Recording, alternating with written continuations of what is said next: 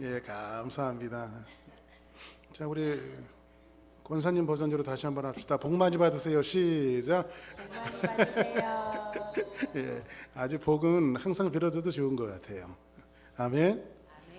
자, 이제 오늘 여러분들과 함께 고린도 전서 8번째 이야기로 4장을 들어왔습니다. 이제 1장, 2장, 3장이 끝나고 이제 4장이 들어왔습니다. 오늘은 그 4장 1절부터 있는 내용들을 가지고 한번 따라서 하실까요? 그리스도의 일꾼.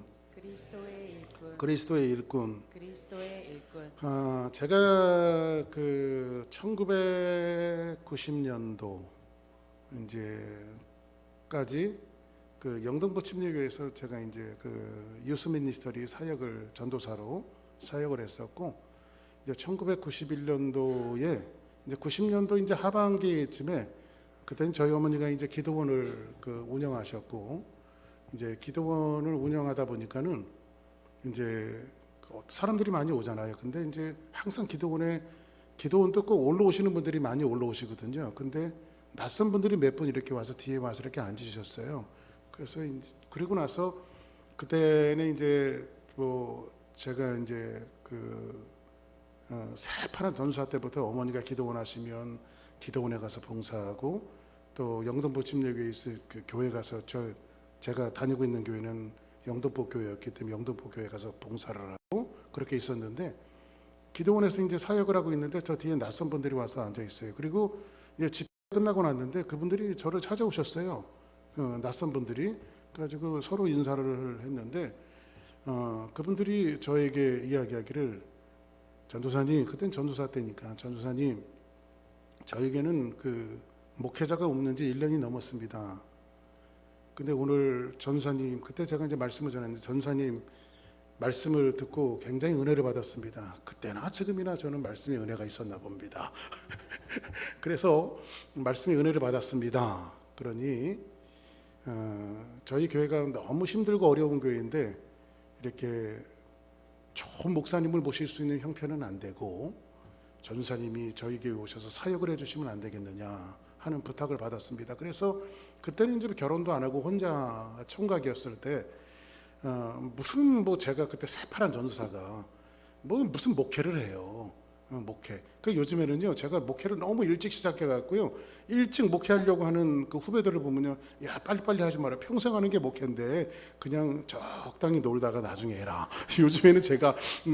요즘에는 그 후배들한테 그렇게, 왜냐면 놀다가 하라는 것보다도 훈련을 더 받고, 저는 훈련 없이 목회를 하는 바람에 굉장히 목회가 힘들었어요. 첫 목회지서부터. 그런데 그래서 제가 이제 담임 목사님으로 섬기고 있었던 임철수 목사님, 지금 이제 은퇴하셔서 시애틀 밑에 그 오레곤에 와서 살고 계시거든요. 근데 이제 가끔 이렇게 이제 연락하고 만납니다. 그때 제가 이제 담임 목사님으로 섬기고 있었던 분이 임철수 목사님이셨는데, 목사님한테 가서 이제 제 일어나는 상황이니까 상의를 해야 될 거 아니에요. 그래서 목사님 이만저만 해서 기도원에서 집회를 하고 있는데 몇 분이 찾아오셔서 저를 거기에 담임 그 시골 교회인데 담임 전도사로 와달라고 합니다. 어떻게 하면 좋겠습니까? 라고 상의를 했더니 목사님이 거두절미하고 그냥 단호하게 말씀하시는데, 박 전도사, 첫 발을 시골부터 들여놓으면 시골로 돌게 되니까 가지 마 그러더라고요. 그래서 가지 마. 그러면서 목사님이 그냥 여기서 목사님 밑에서 이제 거기도 뭐 그 당시 한 700명 이상 모이는 그 중형교회였기 때문에 제가 사역할 토양은 굉장히 좋았어요. 제가 유수민 중고등부 학생들 가르치고 있었으니까. 그래서 목사님이 그냥 자기 밑에 이렇게 있다가 목사 안수 받고, 또 이렇게 좋은 사역지나 또 개척을 하거나 이렇게 자기가 다 후원을 해줄 테니까 절대 그 시골은 가지 말아라, 이렇게 말씀을 하셔서, 예, 그럼 목사님 말씀에 순종하고 안 가겠습니다 라고 이제 이야기했는데, 그분들이 계속 저한테 연락을 오는 거예요. 그래서 제가 하나님 앞에 기도를 하고, 하나님 어떻게 하면 좋겠습니까? 라고 기도를 했는데, 하나님께서 제 마음속에 딱 주시는 음성이 그거였어요. 사랑하는 종아, 내 잃어버린 양들을 구해주지 않겠는지, 내 잃어버린 양들을 구해주지 않겠는지 하는 이 말씀이 있는데, 저도 거기 가고 싶은 자리도 아니었고 아주 시골에, 지금은 이제 많이 도시화가 됐습니다만은 그 당시에는 그 용인 아주 시골이었어요. 그래서 그냥 젊은 전도사가 가고 싶은 그런 자리는 아니었고, 그리고 제가 그때는 뭐 총각이었기 때문에 목회를 꿈꿀 만한 그런 뭐 시기도 아니었고 생각도 안 해봤던 그런 시기였는데, 하나님께서 저한테 거기를 강력하게 그 푸시를 하셨어요. 들어가기를 원하는 그런 마음으로 푸시를 하셨어요. 그래서 할 수 없이 담임 목사님한테 얘기하고, 아무래도 목사님 이렇게 기도하다 보니까 하나님께서 너무 강력하게 역사하셔서 제가 거기 가야 되겠습니다. 그랬더니 목사님이 그러면 축하하면서 보내줄게 하면서 첫 번째 예배를 목사님이 오셔서, 영등포교회 그 임철수 목사 오셔서 첫 번째 예배를 드려주셨어요. 그리고 교인들한테 내가 정말 사랑하는 그 제자 같은 사역자니까 이 교회를 잘했으면 좋겠다라고 하는 당부 말씀도 하시고, 그렇게 해서 이제 목사님이 첫 번째 예배 드려주시고 제가 거기서 사역을 하기 시작을 했어요. 그런데 가보니까요, 뭐 제 교회를 그렇게 표현하면 안 되겠습니다만은 교회가 그렇게 콩가루 같은 교회가 없는 거예요. 그러니까 제가 제가 가기 전에 1년을 넘게 목회자가 없이 그냥 이렇게 있었던 교회였는데, 마침 침례교회예요. 침례교회, 간판은 침례교회. 그런데 그러니까 그 교회가 어떻게 되냐면, 집사님들이 이제 이렇게 있으니까 조금 이렇게 좀 행색계나 한다는 집사님이 돌아가면서 매주 주일마다 설교하고 수요일날 설교하고, 근데 거기에 또 집사님 한 분이 계신데 아주 설교를 굉장히 좋아하는 분이 있어. 또 그분은 신학을 해야 되는데 집사님이 왜 그렇게 설교를 좋아하는지, 제가 이제 갔더니 그 수요일은 자기 순서인데 젊은 싸가지 없는 새파란 전사가 자기가 설교한다고. 집사님이 나한테 그럴 건 아니잖아. 나는 그 설교 자료가 한 건데. 근데 거기 가봤더니요, 침례 교인 30%, 장로교인 한 20%, 순복음교회 교인 한 10%, 감리교회 교인 출신 또 한 몇 프로 해갖고 완전 종합백화점이야. 가봤더니. 그런데 처음에 가갖고요, 교회가 너무 힘들었어요. 그래서 제가 그 교회에서는요, 보따리를 3번이나 쌌었습니다. 왜냐하면 내가 이런 교회에서는 사역을 했어. 그때는 뭐 제가 몸만 빠져나오면 되는 거 아니에요. 몸만. 거기 옛날에는요, 그 도로에 포장도 안 되고, 이렇게 포장도 안 된 도로에서 우리 어머니가 서랍장 하나 주시고 이불 보따리 하나 줘갖고 그것만 갖고 들어갔거든요. 너무 제가 언젠가도 간증했죠. 이불 보따리 갖고 들어가는데요, 친구가 용다라는 애가 있어서, 야, 나 시골교회 가게 됐으니까 내가 지금 서랍장하고 이불 보따리 하나만 실어다 줘. 묶을 것도 없잖아요. 묶을 것도 없이 그거 갖고 이렇게 들어가는데, 뒤에서 누가 빵빵 그 뒤에 오는 차가 이게 크락션을 울려요. 그래가지고 봤더니 이불 보따리가 덜컹덜컹 하는데 이불 보따리가 떨어졌다고 그거 주워 갖고 가라고. 그런 식으로 제가 이제 들어가 갖고 사역을 하는데, 처음에 새파란 20대의 그 전도사가 가서 사역을 하면 거기 제일 나이가 어렸던 사람이 56살이에요. 제일 어린 사람이. 그래서 제 나이가 어린 전도사가 가서 사역을 하면은, 아유, 그냥 자식 같은 사람이 왔으니까 잘해야 되겠다. 전도사님 잘해야 되겠다. 이렇게 하면 좋은데, 근데 교인들이 안 그렇더라고요. 그래서 교인들이 돌아가면서 나를 괴롭히기 시작하는데, 목사님 침례교식으로 해야 됩니다. 아니, 감리교에서는 그렇게 배우지 않았습니다. 장로교에서는 그렇게 배우지 않았습니다 하면서 그냥 장로교파, 침례교파, 이제 제가 가기 전에는 이 사람들이 하나가 되어서 목사님이 없으니까 열심히 교회를 운영하고 있다가, 제가 가니까는 침례교파, 장로교파, 감리교파, 순복음파 갈라져 갖고 서로 막 싸우기 시작하는 거예요. 그때부터. 응? 교인들이. 그래서 제가 보따리를 쌌었어요. 보따리를 싸면요, 경운기 타고 나오시는 집사님 네 분들 몇 가정 있었는데, 그분은 침례교파야. 근데 그분들은 정말 신실하게 누가 뭐라 그러든 자기 자리를 지키면서 열심히 사역하시던 분이었는데, 제가 보따리 싸갖고, 내 이놈의 교회는 이름 죄송합니다, 이런 교회는 내가 있을 수 없다 해갖고 보따리 싸갖고요, 나 갑니다 하고 나오면, 그 이름도 안 잊어버려서 조순례 집사님, 최동화 집사님 그 부부였는데, 자식 같은 전도사 앞에서 눈물을 그냥 눈물 흘려가면서, 전도사님 우리 버리고 가면 안 된다고 막 울면 다시 보따리 풀러놓고. 응? 얼마나 시골이었냐면요, 저 잘하고 이렇게 조그만 그 사택 하나 만들어줬는데요, 무슨 창고 이렇게 그 옷장 그 서랍장 올려놓은 그 밑에서 뱀이 기어 나와 뱀이. 응? 근데 그런 데도 살았다니까요. 응? 그런 데서 사역을 하다가 보따리를 3번이나 쌌었는데 정말 첫 번째 저는 목회지가 너무 힘들었어요. 너무 훈련이 안 돼 있는 상태에서 목회를 하다 보니까 너무 훈련이 그 혹독했고 너무 힘들었어요. 그래서 3번 보따리 싸다가 하나님께서 그래도 은혜를 주셔갖고 거기서 사역을 잘하고 그 사람들을 다 잘 세워놓고 그리고 조그만 교육관도 하나 줘놓고 거기다가 그러고 났더니 제가 이제 그 다른 그 목회자 세워놓고 제가 이제 거기 나올 때에 교인들이 십시일반 90년도 때 500만 원이면 큰 돈입니다. 500만 원을 교인들이 모아다가 이제 목사님 나가시는데 새로 사역하시는데 이게 도움이 되기를 원합니다 하면서 눈물로 저를 완송을 해주고 그분들이 저를 보내주셨어요. 거기 3년을 있었어요 제가. 근데 거기에서 그 어려움을 당하면서 침례교파, 장로교파, 감리교파, 순복음파 막 이렇게 있다가 그분들이 막 싸우다 보니까요 저도 목회자인데 그 교회가 있고 싶지 않더라고요. 제가 이 말씀을 드리자면 고린도 교회가 지금 4파로 나눠졌어요. 예수파, 바울파, 아볼로파, 베드로파 이렇게 나눠져 갖고 이 사람들이 싸우는 게 한두 달 싸우는 것이 아니라 정말 장기간으로 싸우다 보니까 싸우는 것이 좀 저속한 편으로 지겨운 거예요. 교회가 이 싸우는 교회는 나가고 싶지가 않은 거예요. 그래서 1장서부터 3장까지는 어떤 내용이냐면 그 중심의 주제는 뭐예요? 1장부터 3장까지 여러분들 제일 저한테 많이 들었던 내용이 뭐예요? 분쟁, 서로 싸우는 거 아니에요? 그죠? 분쟁한다라고 하는 거. 근데 이 분쟁이라고 하는 이 타이틀이 4장으로 들어오면서 바울이 분쟁이라고 하는 용어를 싹 집어넣고 뭘 끄집어넣냐면 오늘 4장에 와갖고 충성이라고 하는 주제를 꺼내놔요.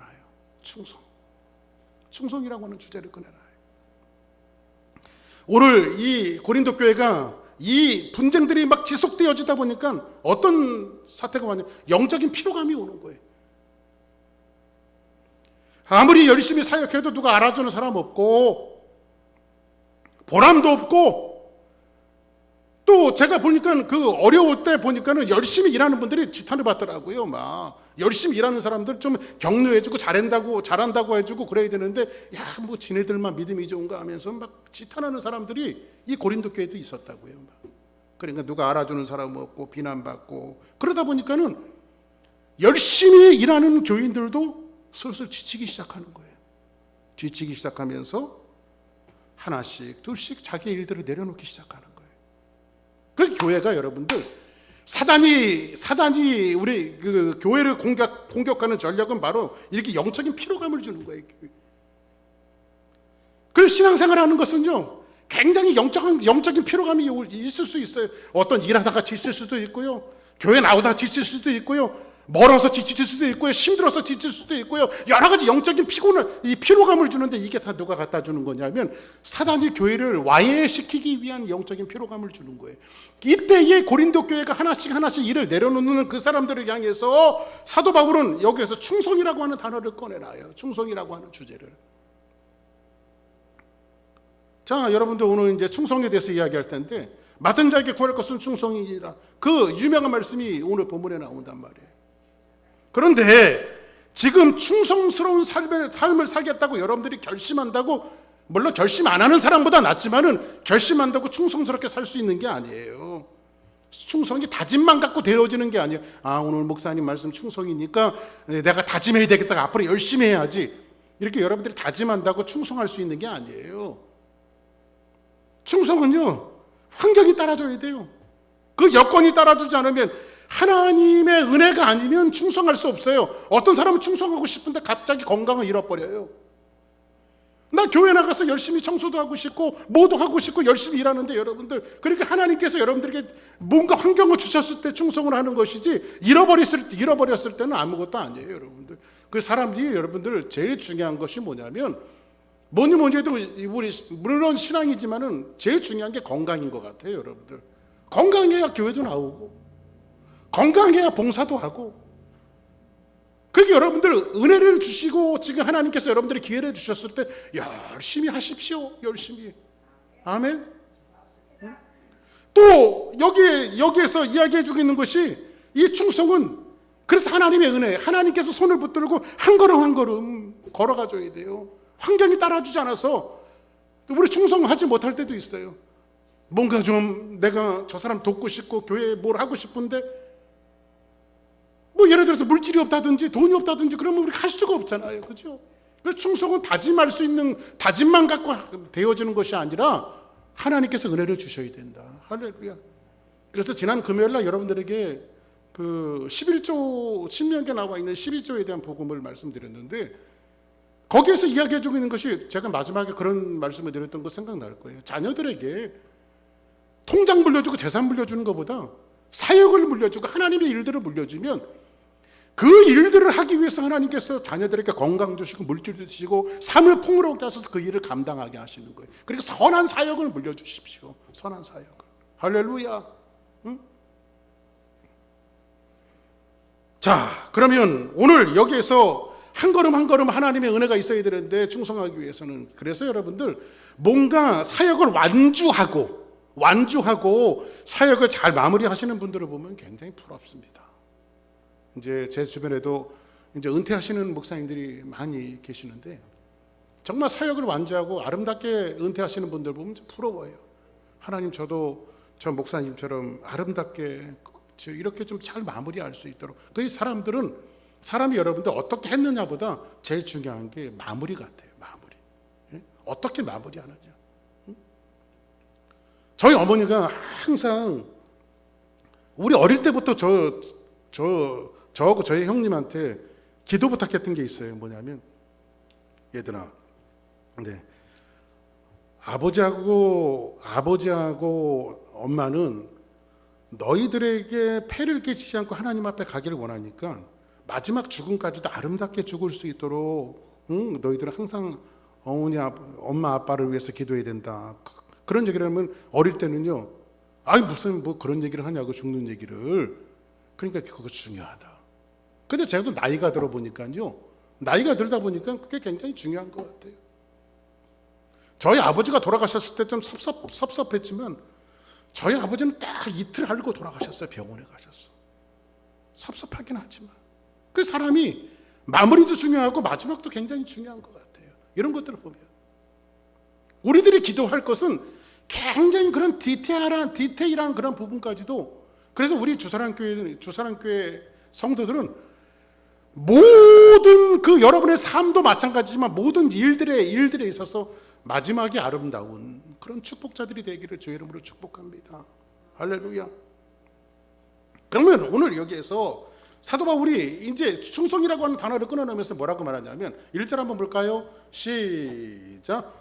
사람이 마땅히 우리를 그리스도의 일꾼이요 하나님의 비밀을 맡은 자로 여길지어다. 자, 오늘 사도 바울이 이제 충성이라고 하는 단어를 꺼내놓으면서 사람이 마땅히 우리를 누구의 일꾼이요? 그리스도의 일꾼이요 하나님의 비밀을 맡은 자로 여길지어다 이렇게 말하고 있습니다. 그 여기 그 일꾼이라고 하는 말이 나오죠. 예? 일꾼이라고 하는 말이 헬라어로 히페레테스라고 하는 말로 쓰였는데 이 일꾼이라고 하는 말이 1세기 이 사도 바울이 이 말씀을 기록했던 거 1세기 아니에요. 1세기. 그죠? 근데 1세기 당시에 일꾼이라고 하는 휘페레테스라고 하는 말을 사도 바울이 픽업해 갖고 성경에 썼다고요. 일꾼이라고 하는 말을. 그죠? 근데 요 일꾼이라고 하는 말에 1세기 당시에 사도 바울이 썼던 저 휘페레테스라고 하는 말은 어떤 말이냐면요. 여러분들 그 배너라고 하는 영화에 보면요. 그 노예들을 잡아다가요. 옛날에는 지금이야 뭐 기름 떼서 배들이 움직이지만 옛날에는 막 노를 줬잖아요. 노를. 응? 그리고 뭐 옛날에 이수진 장군이라고 하는 영화들 보면 명랑인가? 자연노를 져라, 우연노를 져라 하면 밑에서 막 그냥 그 명령에 따라서 막 노 젓는 사람들이 있잖아요. 근데 그 배너라고 하는 영화에서 그 노 젓는 사람들이 있잖아요. 선장의 명령에 따라서 노 젓는 사람. 이거를 뭐냐면 히페레테스 일꾼이라고 말했다고. 일꾼. 근데 그 노를 젓는 노예들은요, 내가 이 노를 열심히 져서 무슨 보상이 있을 것인지, 내가 왜 여기에 잡혀와서 이 노를 져야 되는지 거기에 대해서 권리를 주장할 수 있는 능력이 없어요. 내가 이 노를 열심히 한 1년 지면 얼마 벌을 수 있을까? 얼마만큼 보상받을 수 있을까? 여기에 대한 개념 자체가 없어요. 권리를 주장할 수가 없어요. 나 이거 짓기 싫으니까 나 나갈래요 할 수 있는 권위도 없어요. 그런 능력도 없어요. 그냥 선장이 시키는 대로 그 일을 하는 거예요. 그거를 사도 바울은 일꾼이라고 말하는데, 오늘 고린도 교회를 향해서 사도 바울이 이야기하는 것은 사람이 마땅히 우리를 그리스도의 일꾼이요, 그러면 그리스도가 시키는 일. 예수님 왜 나한테 이런 일을 시키세요? 주님, 저 사람은 10,000명 모이는 교회 목사로 만드시고 왜 나는 이렇게 조그마한 교회를 맡기셨어요? 이렇게 얘기할 필요가 없다고. 그렇게 얘기할 권리가 없다고. 그게 뭐라고요? 일꾼이라고요, 일꾼. 그렇죠? 또 하나의 경우는요, 군인들을 향해서 그런 얘기를 했어요. 군인들이 저 고지를 향해서 고지를 점령한다 그러는데 칼과 총을 갖고 올라가는데, 상관이 명령을 하면 돌격 앞으로 이렇게 하면요, 총알을 맞으면서 저기 올라가는데 내가 왜 총알을 맞아야 되고 이 전쟁에 왜 내가 가야 되나? 이 전체적인 그림이, 이 전쟁의 끝에서는 도대체 어떤 그림을 가지고 내게 이런 명령을 내릴 건가? 그거 생각할 겨를이 없이 상관이 명령하는 대로 따라가는 거예요. 그러니까 일꾼은 뭐예요? 그리스도의 일꾼이라고 하는 것은 예수 그리스도께서 우리에게 시키시는 일들, 맡기신 일들, 이런 개념으로 사도 바울이 2절에 뭐라고 이야기하냐면, 그리고 맡은 자에게 구할 것은 충성이니라. 한번 따라하겠습니다. 맡은 자에게 구할 것은 충성이니라. 아멘. 자, 그러면 너희들은 일꾼인데, 누구의 일꾼인데? 그리스도의 일꾼인데, 그럼 그리스도가 명령하는 대로 내게 왜 이런 일을 맡겼는지, 내가 왜 이 일을 해야 되는지, 내가 주사랑교회에서 와서 왜 앉아 있어야 되는지, 주사랑교회에서 내가 왜 봉사를 하며 이 일을 해야 되는지, 여러분들은 그거를 하나님 앞에 따질 권한이 없다고. 그리고 일꾼인데 그 일꾼들에게 주시는 말씀이 맡은 자에게 구할 것은 충성이래요. 충성. 그 여기 보세요. 중요한 단어가 2개 나오는데, 맡은 자들 있어요. 맡은 자들. 그 다음에 두 번째로는 충성 있어요. 충성. 자, 그럼 맡은 자하고 충성하고 어떤 게 중요한 단어일 것 같아요? 더 중요한 단어일 것 같아요. 어떤 게 중요하게 보입니까? 1번 맡은 자, 2번 충성. 대부분 사람들은요, 충성에 포커스를 맞춰요. 그렇지, 충성해야지. 충성이 맞아. 근데 오늘 사도 바울이, 물론 충성이라고 하는 단어도 굉장히 임포턴트한 중요한 단어예요. 그런데 사도 바울의 이 메시지의 초점은 뭐냐면요, 맡은 자예요. 맡은 자. 맡은 자. 그러니까 충성은요, 충성이라고 하는 단어는 뭐냐면 하나님께서 맡기신 일을 하는 것이 충성이에요. 그러니까 이거예요. 내가 하고 싶은 일을 하는 게 충성이 아니고 하나님께서 내게 맡기신 일을 하는 게 충성이라니까요. 그렇죠? 여러분들 뭐 가끔 이제 요즘에 보니까는, 그 최근에 들어와서 그 저보다 이제 후배 목사님들이죠. 뭐 달라스에서 목회하고 저런 시애틀에서 목회하고 뭐 이제 가깝게 지냈던 후배 목사들인데, 후배 목사들이 뭐 어떻게 됐는지 진짜 말만 들어도요, 한국에서요 의리의리한 그냥 수만 명 모이는 교회 있잖아요. 수만 명 모이는 교회, 이런 교회에서 청빙을 받아갖고요 갑자기 떠나버렸어요. 그런데 가끔 또 제가 이제 한국 텔레비전에서 기독교 방송 틀잖아요. 기독교 방송 틀으면요, 이 친구들이, 후배 목사들이 가서 또 잘해요. 막 기독교 방송에서 설교도 막 나오고 막 그러면 제가 어쩌다 한국 가면은 침례교 목사니까 누구 아냐고 그냥 후배들이라고. 근데 저도 사람이니까 이런 생각이 들어요. 아, 자네들은 저렇게 몇만 명 모이는 가서 참 텔레비도 나오고 목회 반짝반짝 잘하고, 하나님 김동길 교수가 옛날에 이렇게 얘기하더라고요. 유행어가 있었죠. 이게 뭡니까? 사람이니까 그런 생각 가질 때가 있죠. 근데 사도 바울이 오늘 얘기하는 게 뭐냐면, 규서가 네가 하고 싶은 일을 하는 것이 충성이 아니라 내가 너에게 맡긴 일을 하는 것이 충성이다. 아멘. 이 초점이에요. 하나님께서 저에게는 주사랑교회를 맡기셨어요. 저는 어떤 사역이든지요, 저에게 첫 번째가 되어지는 것은 이 교회 사역입니다. 이곳에 지장을 주고 장애가 되어진다면 어떤 것도 다 잘라낼 거예요, 저에게. 저는 교회 사역 외에 다른 일들이 더 저에게 바빠지기를 원하지 않습니다. 이게 저에게 메인 사역이에요. 비록 그 사역이 수천 명, 수만 명이 모이지 않는 사역이라도 하나님께서 내게 맡겨주신 거니까, 첫 번째 퍼스트로 내게 맡겨주신 거니까 저는 이 사역이 굉장히 저에겐 중요해요. 응? 주사랑교회는 박규성 목사의 목숨이 옳시다. 목숨을 내고 목숨을 걸고 제가 충성해야 될 교회가 바로 주사랑교회란 말이에요.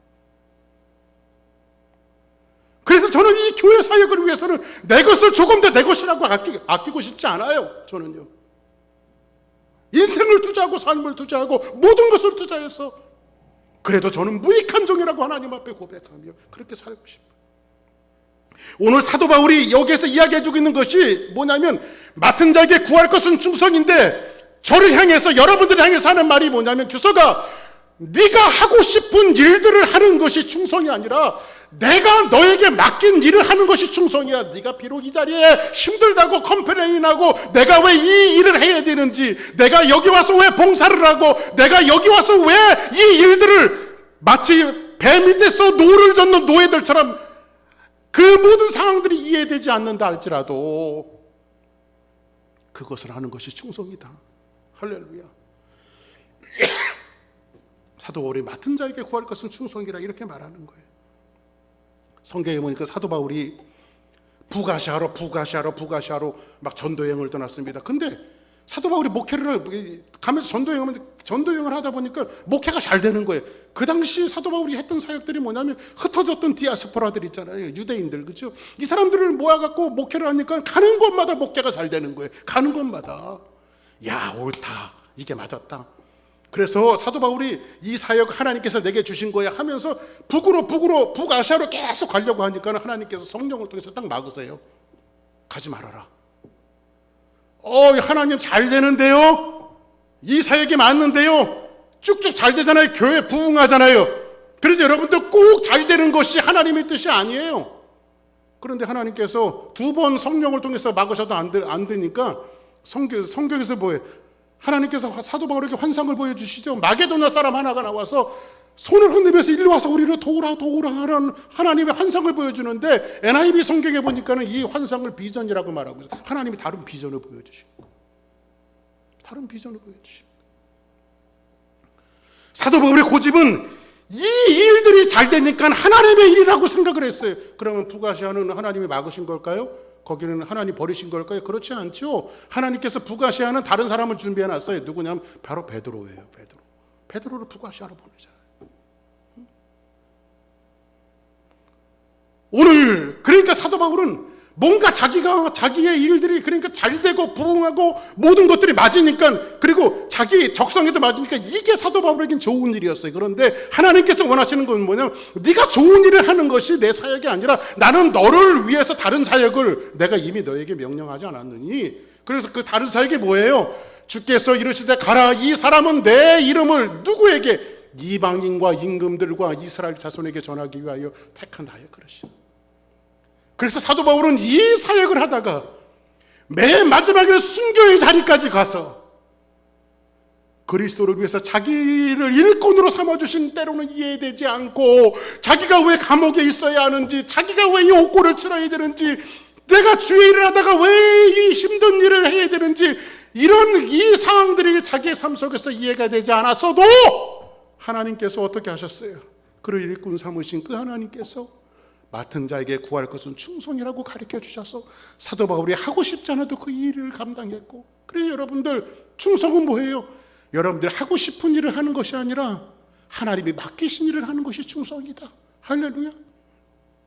교회에서도 여러분들이 각각 여러분들 각자의 이 포지션들이 있고 여러분들 일들을 시키잖아요. 근데 여러분들이 하고 싶은 일을 하는 것이 아니라 하나님이 무엇을 맡기셨는지 그 일을 하는 것이 맡은 자에게 그래서 구할 것은 충성인 거예요.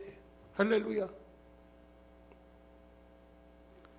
여러분들 감독들이 영화를 만들 때 작가들하고 대본을 만들잖아요.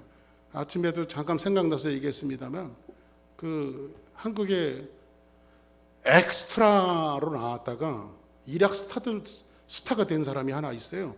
뭐 영화 배우 중에 여러분 송강호 씨라고 아십니까? 송강호? 응? 송강호가 처음에 그 무슨 뭐 넘버 투인가 뭔가 이런 영화 나왔다가 누가 나를 넘버뜨리래 뭐 이런 영화 있어요. 근데 송강호가 조폭들을 조금 해갖고 결혼 하나 하면서 막 엑스트라 나오는 거예요. 내가 이 결혼을 검하다고 하면 검한 거야. 응? 이거 하얀색인지 검은색인지 물어보죠. 그러니까 밑에 있는 쫄병들이 검았습니다. 하얀 건데 분명히. 근데 이 연기는 너무 리얼하게 해요. 리얼하게. 근데 그 사람이 그때 그 연기할 때만 해도요. 그 연기할 때만 해도 그 사람이 아주 무명이었거든요. 전혀 아는 사람이 없었어요. 근데 그 짧은 토막의 연기 하나를 잘해놓으므로 이 사람이 그 다음에 막 일약 스타가 되어졌어요. 그 영화 그 자체가 물론 재미 위주로 만든 영화지만 그 작품 하나가 완성되기 위해서 이 엑스트라가 얼마나 중요한가. 응? 이 송강호 씨가 없었으면 그 영화는 완성품이 아니었을 거예요. 이 교회라고 하는 것이 마치 그리스도께서 감독되셔서 우리들에게 맡기신 일들이 많아요. 저는 목사로, 말씀 전하는 목사로, 또 때로는 사역자들로, 또 교회를 섬기는 집사님들로, 권사님들로 여러분들에게 맡기신 이 포지션들이 있잖아요. 근데 그것은 누가 맡기신 거예요? 하나님께서 맡기신 거예요. 그래서 그 일을 하는 것이 충성이란 말이에요. 내가 하고 싶은 일을 하는 것이 충성이 아니라. 그리고 사도 바울은 고린도 교회를 향해서 이런 제언을 합니다. 너에게나 다른 사람에게나 판단받는 것이 내게는 매우 작은 일이나 나도 나를 판단하지 아니하노니. 4절 한번 볼까요? 자, 4절 보십니다. 왜 안 넘어갈까요? 자, 시작. 내가 자책할 아무것도 깨닫지 못하나 이로 말미암아 의롭다함을 얻지 못하노라. 다만 나를 심판하실 이는 주시니라. 그러므로 때가 이르기 전 곧 주께서 오시기까지 아무것도 뭐하지 말라, 판단하지 말라. 그가 어둠에 감추인 것들을 드러내고 마음의 뜻을 나타내시리니 그때 각 사람에게 하나님으로부터 칭찬이 있으리라. 바울은 고린도 교회 성도들에게 뭐라고 말하냐면 한번 따라하겠습니다. 판단하지 말라. 판단한다라고 하는 것은 우열을 가리는 거예요. 우열을. 그러니까 아볼로 목사님이 나, 바울 목사님이 나 하면서 우열을 가리는 거예요. 판단하는 거예요. 응? 담임 목사님이 더 설교 잘해. 아니야, 우리 그 선교사님이 설교 더 잘해. 여러분들 그런 우열을 가리지 말라는 거예요. 응? 그거를 사도 바울이 지금 판단하지 말라고 이야기하고 있어요. 판단하지 말아라. 여러분들 종종 볼 때 사람들이 들국화가 더 이쁘냐, 코스모스가 이쁘냐? 어떤 게 더 이뻐요? 1번 코스모스, 2번 들국화. 저는 개인적으로 코스모스를 굉장히 좋아하는 사람 중에 한 사람입니다. 저한테 물어보면 코스모스라고 할 거예요. 근데 창조주 하나님께서 코스모스는 코스모스대로, 들국화는 들국화대로 거기에 창조의 섭리를 담아서 만들어 놓은 것을 갖고 우리가 뭐가 더 우월하다, 뭐가 더 낫다라고 우리가 판단할 수 없는 거죠. 그 비교할 수 없는 것이죠. 하나님은 우리를 그리스도 안에서 한 몸으로 묶어주셨어요. 그래서 나중에 그 이야기가 나오지만은 어떤 사람은 말씀 전하는 자로, 어떤 사람은 복음을 전하는 자로, 어떤 사람은 섬기는 자로, 어떤 사람은 봉사하는 자로, 어떤 사람은 설거지하는 사람으로, 어떤 사람은 주일학교 봉사하는 사람으로, 어떤 사람은 화장실 청소하는 사람으로. 왜 하나님 나한테 화장실 청소 맡기셨습니까? 제가 아침에도 잠깐 생각나서 일부 예배 때 말씀드렸습니다만, 그 한국에 가면 그 서울중앙침례교라고 오관서 목사님 굉장히 유명하신 분입니다. 이제 은퇴하셨는데 그분 계실 때 제가 그 서울중앙침례교회 자주 그 일 때문에 한국에서 목회할 때 갔던 적이 있었습니다. 근데 거기 가면요, 이제 큰 교회니까 수천 명 모이는 교회니까 화장실이 크죠. 화장실이. 그 가끔 이제 거기 가서 볼일 보다 보면 이쁜 아가씨가 들어와. 화장실에 청소 이렇게 옷 입고 그래가지고, 아니 남자 화장실에 불쑥불쑥 들어와요. 그 누군가 그래가지고 얼른 그래가지고 그 수습을 하고 나가서 목사님한테 물어봅니다. 목사님 갖고 올 때마다 저 아가씨가 그 남자 화장실에 또 청소하러 들어오는데 누굽니까? 그랬더니 세대기예요? 결혼한 사람이에요? 그랬더니 아가씨야 그러더라고요. 근데 보기 드물게 이쁘게 생겼어요. 근데 저 보기 드물게 이쁘게 생긴 아가씨가 그때 화장실 청소를 저렇게 하시냐고 그랬더니 목사님 꺽꺽 웃으면 자기 천지길이야. 그래, 그 목사님이 목소리가 걸걸하시거든. 충청도 분인데 자기 천지길이야. 근데 그 자매는요, 화장실 청소하면서 기쁨을 느낀대요. 그렇게. 누가 그거 하고 싶겠어요, 그죠? 우리 교회 화장실 청소는 누가 할까요? 그게 여러분들 화장지 가더라도 화장지 좀 갖다 놓고 제가 다 합니다. 물론 여러분들 보고 그걸 꼭 하라는 소리는 아니야. 하면 좋다 이거지. 여러분들, 오늘 본문에서 하나님께서 맡은 자들이 리더를 하고 뭔가 일을 하다 일하는 사람은 욕을 먹고 잔소리를 듣게 돼 있어요. 근데 그거 신경 쓰지 말고, 충성은 뭐냐면 하나님께서 맡기신 일을 하는 사람이 하는 것이 충성이라는 거죠. 그죠? 응? 자신이 하고 싶은 일을 하는 것이 아니라 맡긴 일을 하는 것이다. 아멘. 여러분들이 어떤 사역을 하다 보면 가장 중요한 것이 뭔지 아십니까? 복음이 전파되어지는 것에 장애가 되서는 안 돼요. 내가 복음이 전파되는 것에 장애가 되지 않으니까 그런 각오를 가지고 충성스럽게 애쓰며 자기 맡은 일을 감당하는 것. 그래서 여러분들, 충성이라고 하는 말을 다른 말로 표현하면 이런 거예요. 한번 따라합시다. 충성은 책임감이다. 책임감이다. 충성은 책임감이다. 책임감이다. 그래서 여러분들 책임감이에요. 그래서 우리 오전에도 아침에는 사역자들 위주로 모였기 때문에 제가 그런 얘기를 했습니다. 사역자들은 책임감을 먼저 가져라.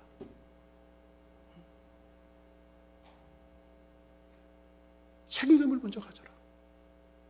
예배에 대한 책임감도 갖고, 봉사에 대한 책임감도 갖고, 헌신에 대한 책임감도 갖고. 충성을 다른 말로 얘기하면 책임감이, 여러분들 보세요. 집에서 남편이 남편의 역할을 잘하지 않고 아버지의 역할을 잘하지 않으면 그 가정이 쓰겠냐고요. 엄마가 엄마의 일을 감당하지 않고 아내의 일을 감당하지 않는다면 그 가정이 제대로 쓰겠냐고요. 부모가 부모의 일을 하지 않는다면 그 가정이 쓰겠냐고요. 남편은 남편의 역할, 아내는 아내의 역할, 부모는 부모의 역할을 잘 감당할 때 그 가정이 견고해지는 거잖아요. 그렇죠? 그래서 충성은 책임감이에요. 여러분들이 교회에서 어떤 포지션에 있든지 간에 여러분들이 그 자리에서 최선을 다하고 충성을 다할 때 교회가 견고해지는 거예요. 나 하나가 잘못되면 나 하나 정도는 괜찮을 거야 라고 하는 이런 무감각 속에, 의식 속에 갖고 있다면 그 하나가 여러분들 전체 댐을 무너뜨리는 거 아십니까? 그래서 아무리 힘들고 어려워도, 아무리 고달프고 고난스러워도 정말 복음이 전파되어지고 하나님의 말씀이 전파되어지고 주의 사역을 위해서는 내가 왜 이렇게 해야 되는지 이해가 되지 않아도 하나님께서 내게 맡기신 일이니까 내가 이 일을 해야 된다. 할렐루야. 응? 그런 의미로서는 너무 우리 교회 감사한 분들 많아요. 진짜. 응? 우리 신주 집사님도 그냥 진짜 옛날 젊은 신주 집사님이 아닌데도 불구하고 열심히 뭐라도 만들어갖고 반찬이라도 만들어갖고 자꾸 나오는 거 보면 이게 내게 맡겨주신 맡기신 일이구나. 할렐루야. 솔직히 매일 매주마다 하고 싶겠어요. 그게 깨도 나고 힘들고 그래도 하나님께서 내게 맡겨주신 일이라고 하는 거죠. 이게 바로 충성이죠. 여러분들 삶 속에서. 그죠? 또 신주 집사님 한 분만 잘한다는 게 아니라 여러분들 다 잘하고 계세요. 전부 다 잘하고 계세요. 예를 들자면 그런 거지.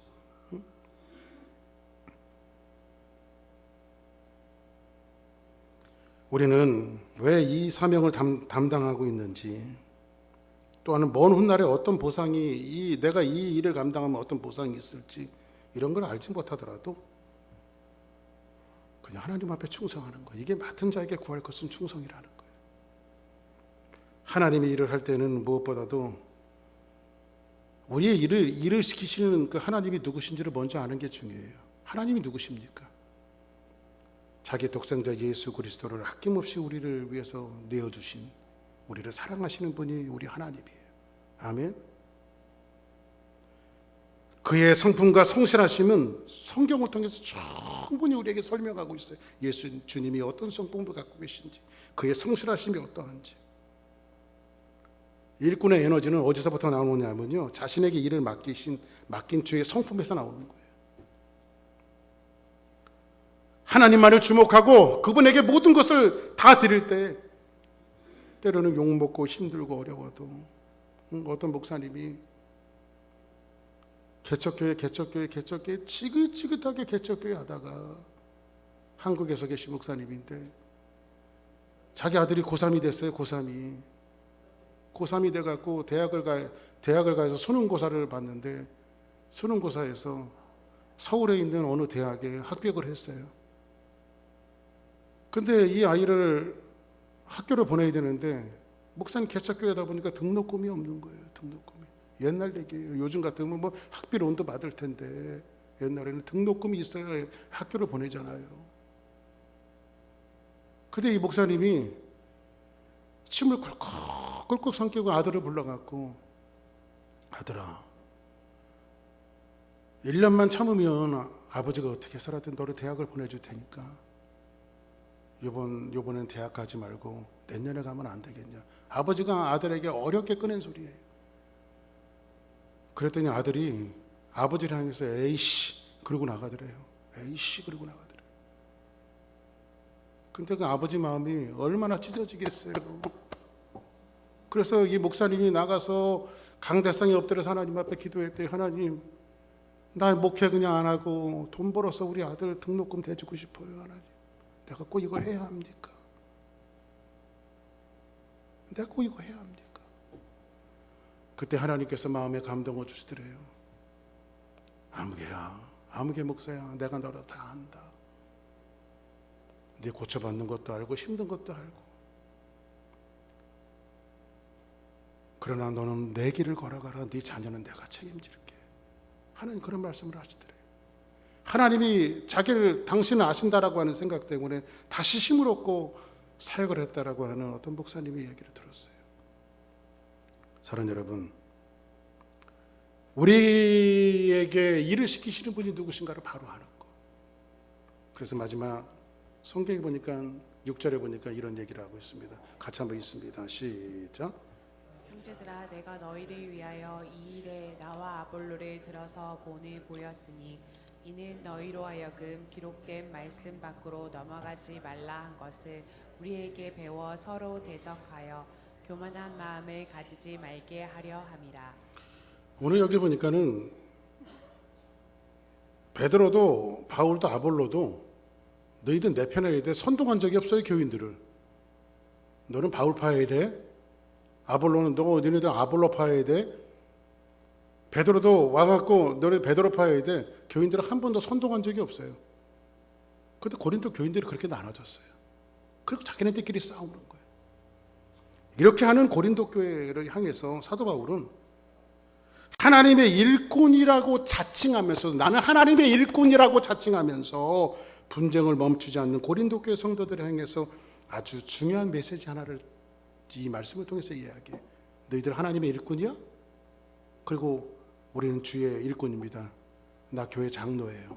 나 교회 안수 집사예요. 나 교회 권사예요. 나 교회 집사예요. 나 교회 사역자예요. 일꾼이라고 자청하는 그들을 향해서 사도 바울이 이야기하는데, 오늘 말씀을 통해서 이야기하는 것은 뭐냐면, 교만한 마음을 갖지 않기 위해서 기록된 하나님의 말씀을 너희들이 넘어가서는 안 된다. 그러니까 여러분들, 여러분들은 어디까지 충성하면 됩니까? 그냥 하나님의 말씀 안에서. 할렐루야. 복음 안에서. 하나님의 말씀이 시킨 것만큼만. 여러분들 분쟁의 원인이 뭔지 아십니까? 교만부터 시작이 되어지죠. 교만부터. 성경에 관통하는 주제가 뭔지 아십니까? 성경의 제일 중요한 주제가 뭐예요? 성경 66권의 가장 중요한 주제가 뭐예요? 바로 예수 그리스도예요. 예수 그리스도. 우리는 예수 그리스도를 믿고 구원을 받았어요. 예수 그리스도의 십자가, 그 십자가의 은혜로 우리를 구원을 받았어요. 그래서 우리는 어떤 삶을 살아야 되냐면 성경에 관통하는 예수 그리스도의 십자가 앞에서 우리는 날마다 거울 보듯이 우리의 삶을 점검해야 돼요. 예수님께서 나를 위해서 십자가 지셨는데, 주님이 모든 고난을 당하셨는데, 그래 내가 힘들어도 내가 주의 일을 해야지, 내가 힘들어도 주의 사역을 해야지, 내가 힘들어도 일꾼으로서 이 일을 감당해야지, 그러면서 하나님 앞에 나오고 일하고 봉사하고 애쓰고, 그것이 바로 뭐란 말이야? 그리스도의 일꾼이란 말이야. 그리스도의 일꾼. 이런 삶이 얼마나 힘든지 사도 바울은 성경을 통해서 뭐라고 고백하는지 아십니까? 이렇게 일꾼으로 사는 것이 얼마나 힘든지. 나는 날마다 죽노라. 나는 날마다 죽노라. 사도 바울은 그 교만이라고 하는 이 뿌리를 뽑아내기 위해서 예수 그리스도에게 자기를 투영하고 날마다 이 자기를 쳐서 복종시키는 삶을 살았어요.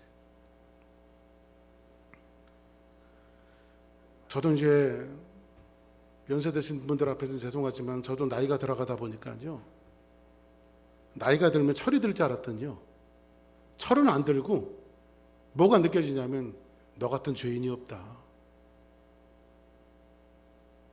철 드는 게 아니라 저 같은 죄인이 없는 것 같아요. 사도 바울이 자기는 죄인 중에 괴수로다 이렇게 고백했던 것이 왜 그렇게 고백했는지 이해가 돼요. 나이가 들다 보니까. 예수 그리스도의 십자가, 존재할 수밖에 없는 예수 그리스도의 십자가가 존재할 수밖에 없는 이유는 뭐죠? 우리의 절망적인 모습 때문에 그래요.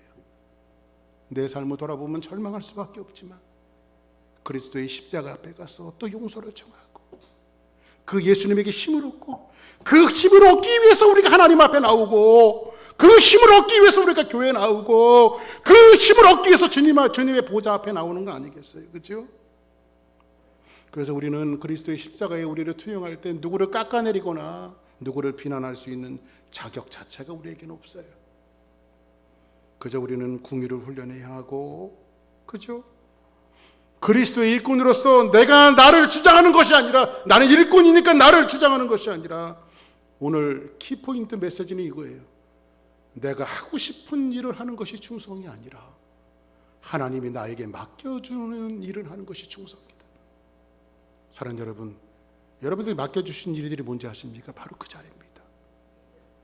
그 자리를 채우고, 그 자리에서 애를 쓰고, 그 자리에서 힘을 다하고, 이것이 하나님께서 여러분들에게 맡겨주신 일들, 바로 그리스도의 일꾼이라고 하는 사실을 깨닫고 이 믿음 붙들고 한 주간도 평생을 승리하는 우리 주사랑교회 모든 성도들이 되기를 예수 이름으로 간절히 축원합니다.